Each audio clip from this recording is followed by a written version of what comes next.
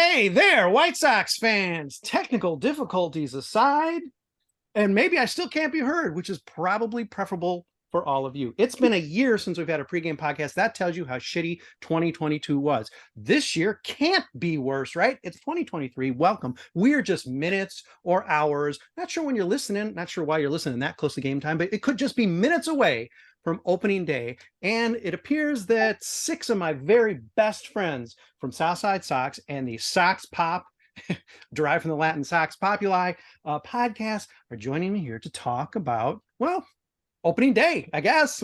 That's what we got to talk about, right? It's a pregame podcast.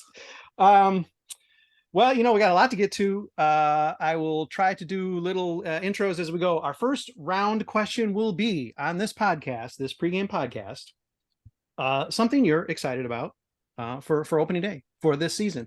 We covered this a little bit in a recent podcast, but I think we can go over it again. Plus, the answers may have changed. I am going to start. Well, it seems like, as always, the better half, the better co-host, the better full host, and that's Chrystal O'Keefe, who, along with this podcast, here on opening day, is visiting Dugout. It's happening. Unless she changed the name and I didn't know it yet. I haven't heard her podcast quite yet. Chrystal, please get me to stop talking and tell me something you're excited about tonight, or just maybe in the early moments of the season. I am mostly excited about Oscar Colas because that damn video made me cry. Beautiful. So I'm just really excited to see what he could do. I didn't watch a ton of spring training, so I am pumped to watch him this season. Really, I shouldn't even ask Brian O'Neill because you've read his article. It's linked in this podcast post. It's the moment. He's basically, why am I doing this podcast? Why are we even here? He already wrote the podcast. But anyhow, okay, Brian, humor me. Something you're excited about besides that first millisecond of pitch from Framber Valdez to Tim Anderson. Everything that could possibly come after it. Like last year was marked by this really stultifying sameness where it's like, oh, we got guys on base. Oh, we're going to lose 5 games in a row. And then just repeated ad nauseum. Get your hopes up just to be crushed. There was no difference to this season. October or September felt like August. August felt like June. You couldn't really tell anything apart. So I don't know. I think we're going to be better. I think things will be more exciting, but it won't be the exact same. And that in and of itself is a breath of fresh air. Fair enough. Okay, read the article now. Pause the podcast. Read the article. Read it again. Whatever. It's worth your time. Making his podcast debut. He's already done a little bit of stuff on site, and we got articles coming. Oh, I've already loaded them down with 6 or 7 or 12. It's Ryiin. Ryiin, again, just pretty simple, I suppose, although it could be a complex answer. Something you're excited about in the early going, or maybe just here for opening night.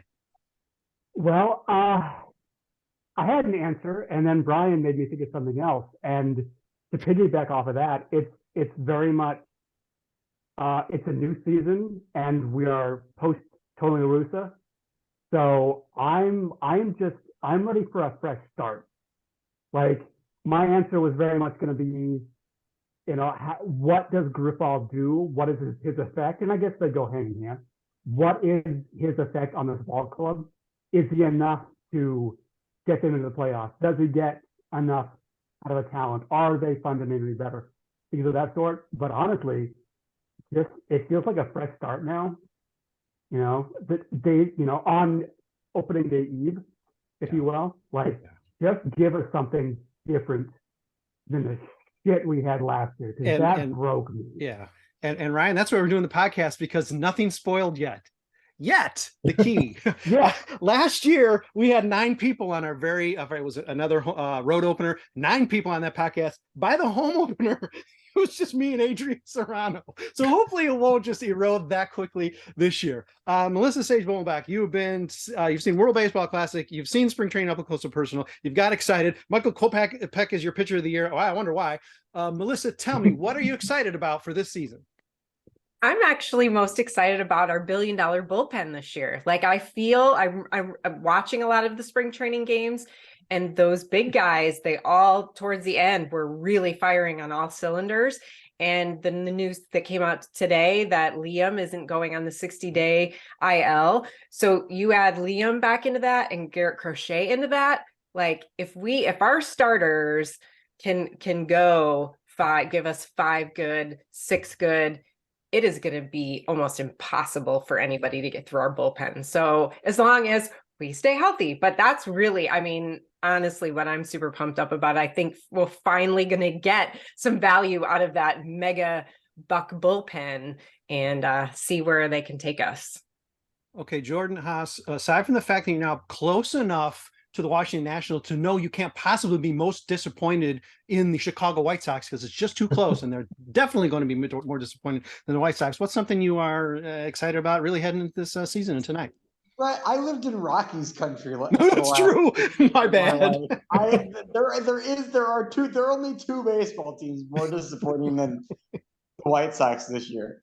I'm not looking forward to any of the baseball because you know what? It's at this point, whether they win or lose is meaningless because it's going to do nothing. It's going to mean nothing. I'm just looking forward to the camaraderie between friends of going to baseball games and seeing people and just talking about baseball and seeing how shitty this team is or how good this team is and reveling in either the golden coins like Scrooge McDuck or reveling in the fucking shit like it's like we're in the sewers. Either way, it'll be a good time. I can't wait for a dozen more podcasts where we're like either, man, how did this team get so good? Or more likely, when's the next? Who are we trading for this rebuild? Mm-hmm. Yeah. Well, the camaraderie part saved it because Jordan, I was going to say, welcome to the podcast. Yeah, I'm not looking forward to the baseball. Malachi, what do you got out there for me in terms of something you might be looking forward to? Oh man, I'm going to echo Jordan a little bit in that I'm looking forward to the very, very specific vibe of being like hungover in the sun on a Sunday afternoon, watching them get their asses kicked with the cold one in my hand that I paid way too much money for. I'm looking forward to that. On a baseball level, something that the World Baseball Classic reminded me of what it looks like when Tim Anderson is playing well and having fun. I think, he had such a hot start to last season before various things happened related to the manager and perhaps his personal life and all this other stuff. And it was a pretty somber vibe with him, by the All-Star break. We remember that All-Star announcement video and it looked like the room was dead. So I'm looking forward to maybe seeing some more, getting that electric leadoff TA back that's, the catalyst for the lineup and just having fun out there. Because I don't think we didn't really get our fill of that last season. Yeah. All right, we have a super solid lineup here, so I'm going to just listen, same order. Sorry if this puts you to sleep. If this puts you to sleep, why are you listening to a pregame podcast on opening day on Sox Populi? Anyhow, okay, back to Chrystal then. Chrystal, I need to know what's got you down. What are you scared of? What's I should say probably beside the obvious because we all know what the answer to this is. And we're just, we're going to just redact that right off the bat. I've redacted myself. Chrystal says, yeah, it's about time. Chrystal, give it to me. Again, besides the obvious, what's something you're a little spooked about going this season? José Abreu launching tons and tons of home runs off of our starting rotation. Just teeing off like it's nothing. You might recall, I was at the game in the stands when Frank Thomas came back, hit 2 home runs his first 2 at-bats, got standing ovation the first time. Second time, I still stood. Some people are getting ticked. Also the squirrel game. Anyhow, so, God, we don't want to see that happen, especially with friggin' Roger Clemens. Oh, God. This is going to be scary tonight. Oh, I hate him. I want to change my answer to that. Okay, fair enough. All right, sorry. No answers for anyone else. Crystal's got them all. Brian, give me something that's giving you the willies into the season. I guess piggybacking off of that, like the Astros are the Astros. And we've had for the last couple of years, we thought, all right, maybe we can compete with them. This is the level we're trying to get at. If we lose 3 or 4 out of 4, it's just like, the season starts off. You lose 3 or 4 to the Astros in the middle of the year. You're like, all right, you're having a bad slump or whatever. They're still a great team.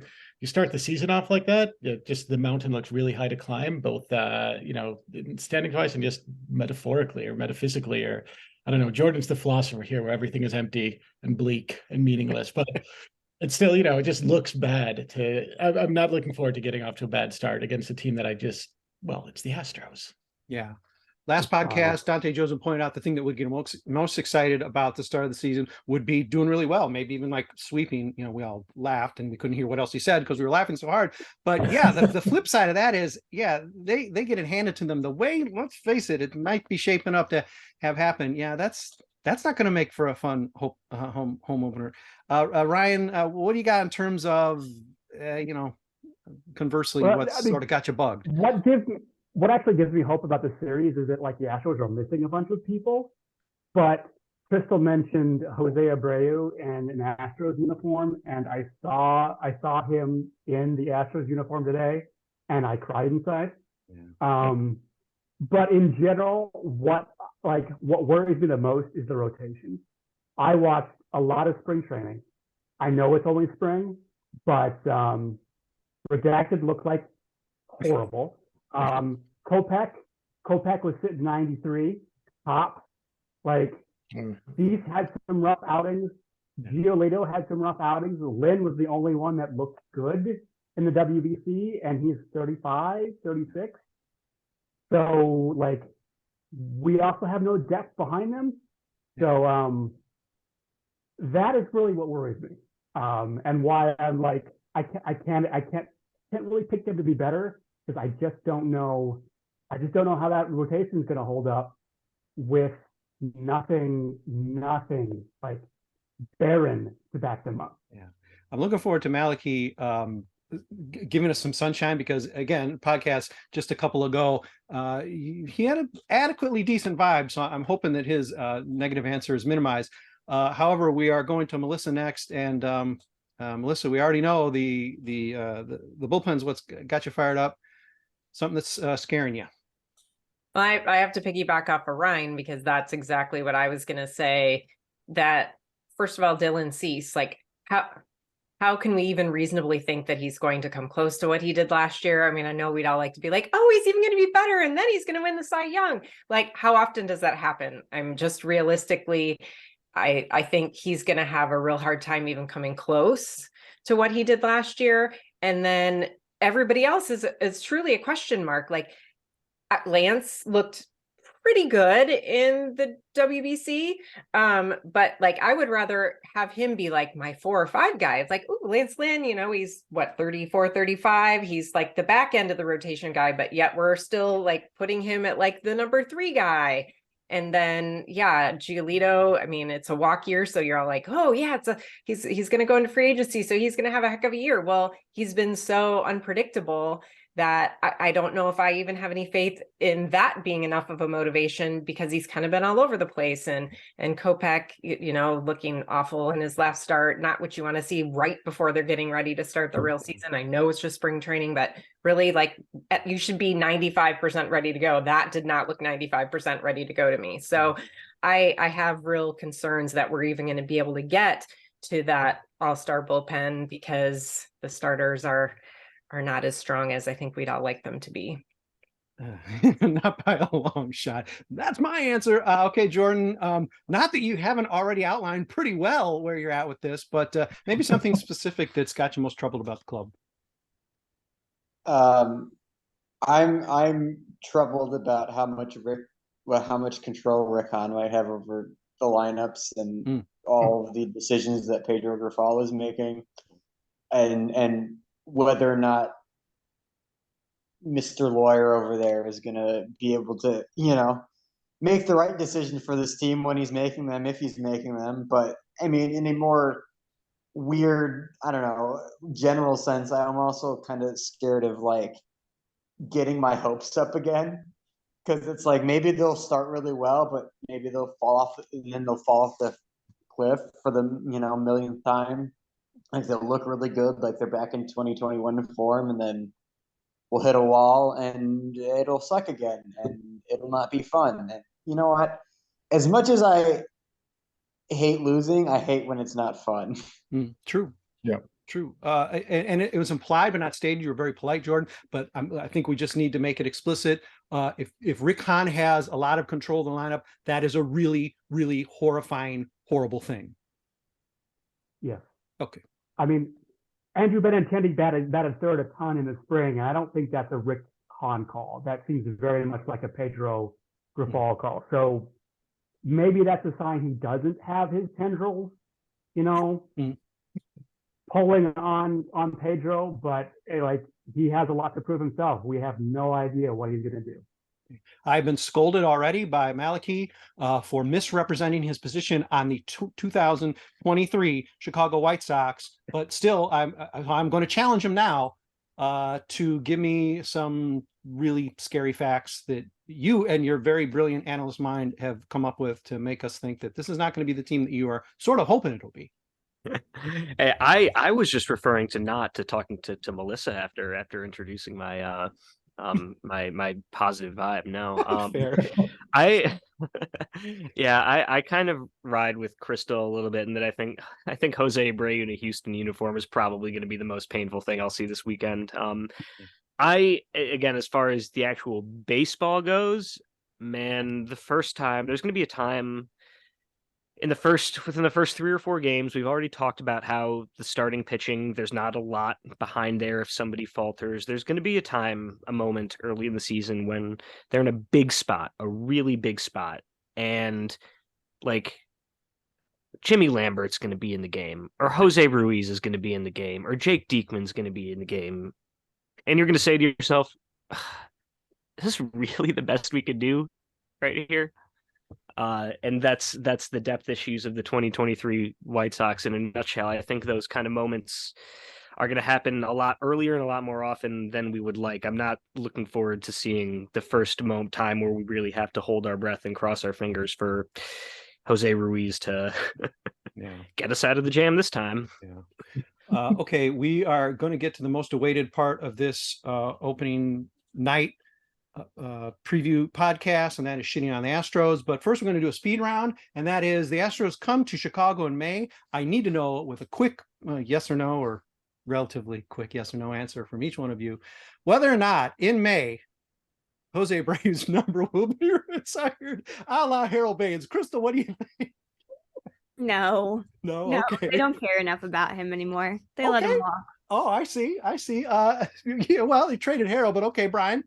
Not yet. They have to let time heal a little bit. Okay.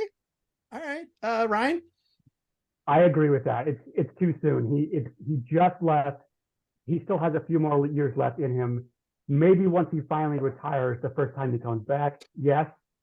In May, absolutely not. Okay. Melissa?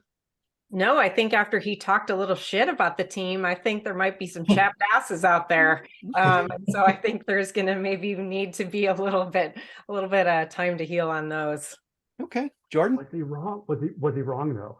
Yeah, no, that's for sure. Yes, but he's not going to give a shit. Rick, they're gonna realize it's not. They're not gonna realize it's not the moment for that, like they always do. And they're gonna like retire his number. He's like, why? And José Abreu's gonna be like, "Why the fuck is this happening?" He's gonna be in the clubhouse. They're not even gonna tell him it's happening. He's gonna like walk up, and they're gonna be like, "Wait." Yeah, he gets a text from Moncada. Yeah. He hears it as Gene Honda's announcing it in the stadium. He's like, "What?" He's like, whatever. He's having his like homemade Cuban food meal spread before the game. All right, Malachi. Well, I heard that Jerry really wanted to, but Brooks Boyer stepped in and said it would be a bad idea. So I don't think it's happening. Sure. So they'll just retire Hawk again. Yeah, perfect. Okay, forget it. I'm glad Jordan's with me. Sure. I'll say yes. Why not? This team makes absolutely no sense. Why wouldn't they do something meaningless like that? There's always going to be like resounding choruses of boost just a month into the season for redacted. We're assuming they're not going to get, too hot out of the gate. White Sox will do some. Yeah, but the Brave statue is going to be him at the Tony La Russa press conference, where he's just sitting there. Yeah, he's listening to Hahn saying, "Yeah, we don't know what we're doing with Jose." Stone faced and not getting his cheer in the final game. Like, oh my god, yeah. Oh, hey, but listen, it's opening night. We're supposed to be excited, so let's focus all our angst toward the Astros. We're going to take a quick break. Come right back. Hang with us because I'm sure they'll be cussing here at the end of the program. So give me a minute. White Sox fans, Brett Ballantini here, lucky enough to host still, as long as they let me, as long as Chrystal lets me. It's pregame podcast number 7. You know, here's the scary thing. You have pregame podcast, that means you're like excited about the game, you know, like a playoff game or something. Yeah, we've had 7. That pretty much sums up the contention window. Well, we're here. We're still talking. What else are we going to do? We're going to talk about the White Sox. We're going to talk about the White Sox kicking off tonight, just mere minutes, mere hours, whenever you're listening. So, hey, let's have some fun. The Astros are a sham dynasty. They're charlatans. No punishment for trash canning it. I mean, we've had, I think I've told Brian or other people, we've had like dozens of podcasts just devoted to shitting on the Astros. But hey, let's just make this another one. We'll just call this Little Part. What do you think of the Astros? Let's reverse course. Malachi, what do you think of the Astros? Can you find any reason for, can you squeeze any respect for that organization? Having just read the book Winning Fixes Everything by Evan Drellich, who is the beat reporter for the Houston Chronicle and The Athletic throughout most of the last 10 years, it's all about the rise and fall of the Jeff Luhnow Astros and how the cheating scandal came about. And I will say that with the exception of, Dusty Baker and some of the players in the standard, nothing against the players rule, there is absolutely nothing redeemable about that organization from the owner down. So, no, you should read that book, and I don't think there is. It'll just make you angrier. Okay. All right. Footnoted. Hey, we'll link in the podcast post. All right. Up to Jordan. Thoughts about the trash throws? Oh God, can the fact that the cheater Astros can get away scot-free and shoeless Joe Jackson is still not in the fucking Hall of Fame and not even a second thought about it says a lot about Rob Manfred and how much of a piece of shit he is and how much I hate him. But on to the Astros. The only redeemable quality about the Astros is Dusty Baker, the inventor of the high five, and José Abreu. And I can't even stand to look at him because it would make me too sad. So no, there isn't anything redeemable at the Astros, and they can go eat a sack of shit. Yep. All right. Okay. So far, it's unanimous. Melissa, dig deep. Anything redeeming about the Houston Astros? FL Tuve, man. That's all I have to say. Every time I go to the game, you can depend on hearing that. And no, I think, it's a total double standard. You have the Black Sox, you have Pete Rose, you have the steroid guys, you have all this stuff. And they just walked away with like not even really even a slap on the wrist. I mean, I don't even think you can call it that. So nope.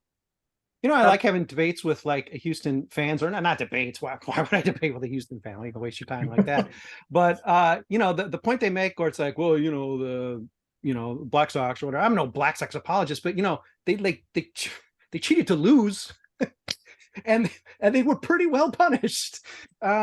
Neither of which really happened, with Houston. Ryiin, anything you can dig up about Houston that makes them seem valuable at all? Smug, cheating bastards. That's all I can say. The cheating isn't bad. It wasn't bad enough. The lack of punishment wasn't bad enough. The fact that they get to walk around wearing their uniform, smug, knowing that they got away with it, burns me up inside. And it will until probably the day I die. I mean, or the day I no longer care about baseball, which will also probably be the day I die. But they face 0 consequences, and for all we know, they're still doing something.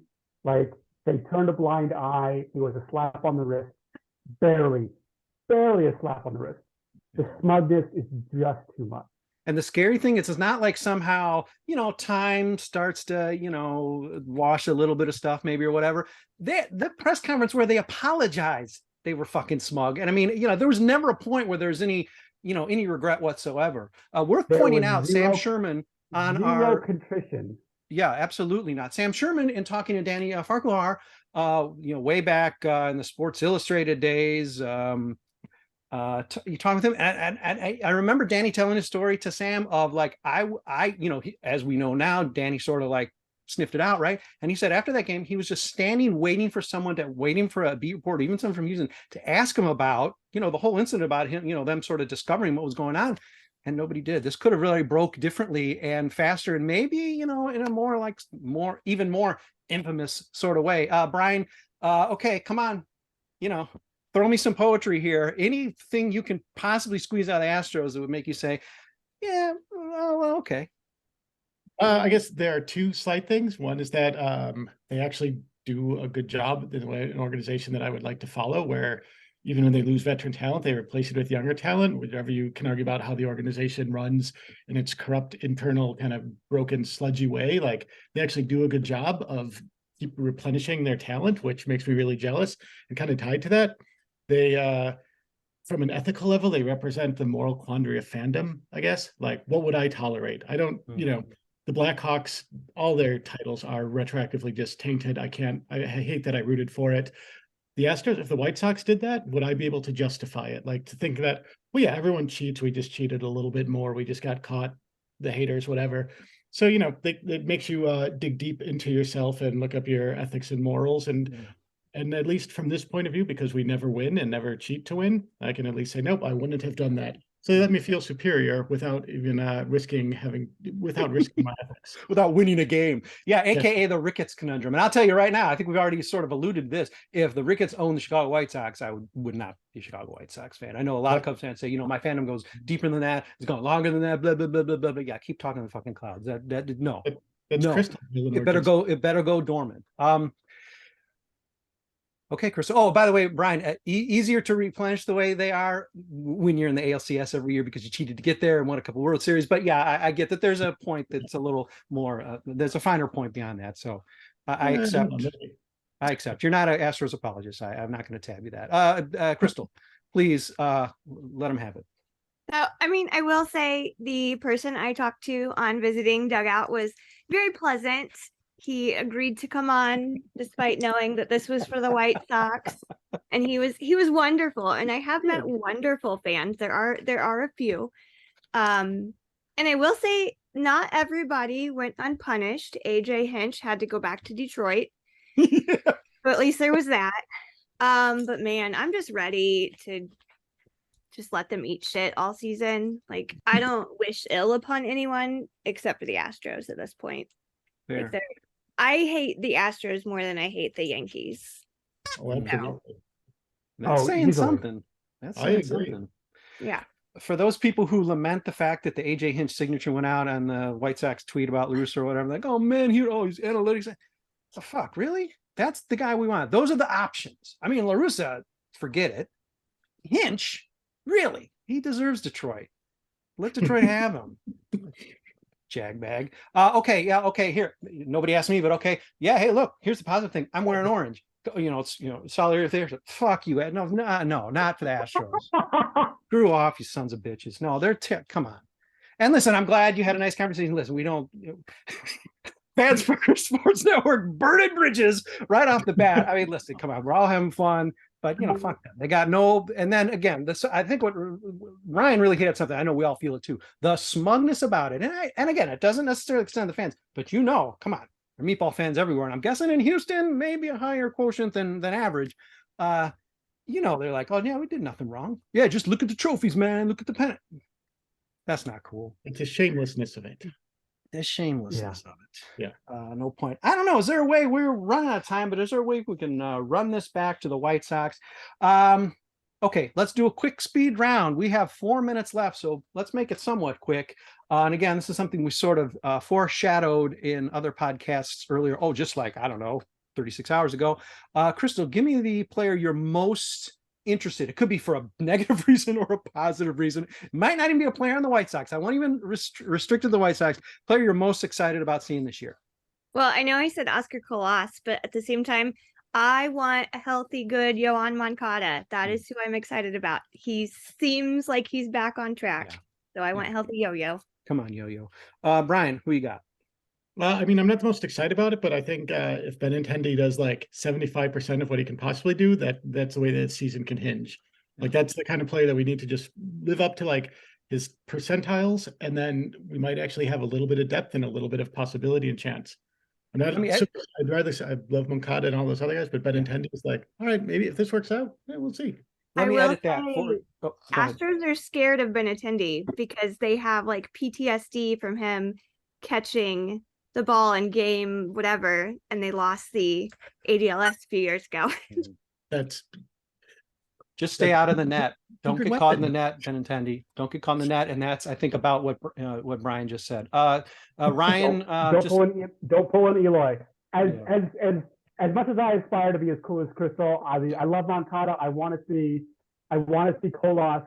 I just bought a Robert jersey, so I got it. Like, I want to see that kid be the stud that we all know he can be. Stay on the field, hit third, mass home runs, steal a few bases, be a Gold Glover, be the MVP caliber player we know he can be.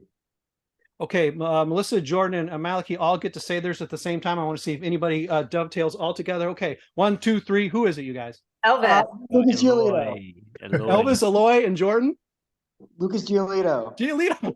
Okay, unanimity. I love it. Okay, fair enough. I'm not going to allow you the reasoning because, of course, we're out of time, and I have to keep talking because that's what everybody pays their money for here. Oh, guess what? Here's the clue. You guys don't pay any money for this, but please, definitely thank you for joining us. Right after the game, soon after the game, post-game podcast, win or lose. Of course, it doesn't get posted instantly. Sorry about that. But yes, if you're staying up till 2 a.m, stay up with us because we will do a post-game podcast. Maybe some of these people will be joining me for that. Thanks to all 6 of you for joining. Ryiin for the debut. Brian, welcome back. Jordan in a different time zone. Chrystal with puppy toys, Malachi from Parts Unknown, and glad you're safe and sound back, Melissa, at least until we send you out on your next assignment. Thanks everybody for listening to Sox Populi. It is number 7. We'll be back for the home opener as well for pregame, whatever we're calling this thing. See you then.